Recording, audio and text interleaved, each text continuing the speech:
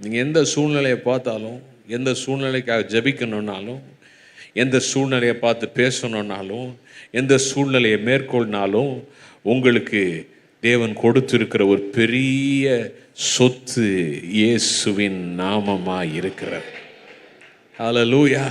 அப்போ அந்த நாமத்தை சொல்லும் பொழுது அன்னைக்கு அவர் எப்படி இருந்தாரோ, இயேசு கிறிஸ்து நேற்றும் இன்றும் என்றும் மாறாதவராய் இருக்கிறார்.